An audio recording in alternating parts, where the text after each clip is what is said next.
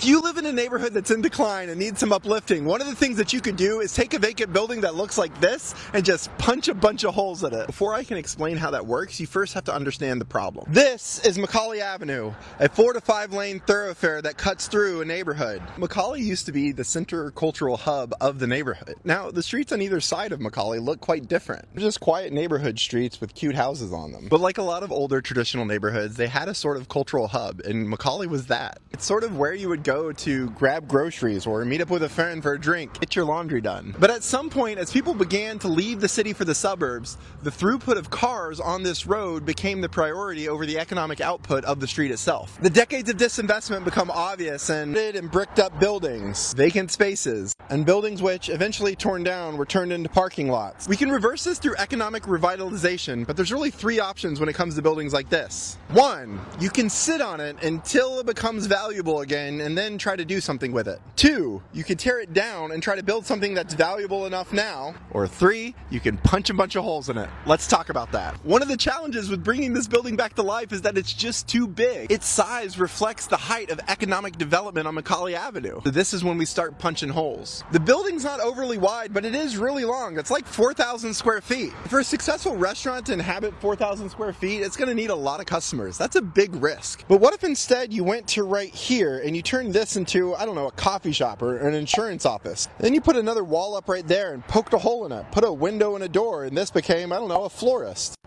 a bakery or a boulangerie. You could even create more entrances that were just micro apartments or housing units. And you might think this sounds so made up and so theoretical, but it's not. I didn't come up with this. My friend Bernice lives in Buffalo, which is not a stranger to communities in economic decline. She found a space that was so big that if you tried to rent it out to one tenant, she wouldn't be able to pull the rent she needed to cover her costs. So she broke it up into a bunch of little spaces that rented for as low as $450 a piece. So imagine if you're a baker just getting started, like you work out of your home, but you want a place in which to meet clients and showcase your cakes. A 5-year lease on a big space doesn't make sense, but $450 a month can work. That's what the rent ranged from, $450 to $800 a month, and she had 11 spaces like this. Before she broke up the space, she could pull about $1,000 a month. Now she could offer more affordable options to more people and pull in more money so that she can go revitalize more spaces. This one space, once brought alive, can now be leveraged to bring up other buildings within the community. But by punching a bunch of holes in this building, you're also going to fundamentally change the relationship of this building to this street.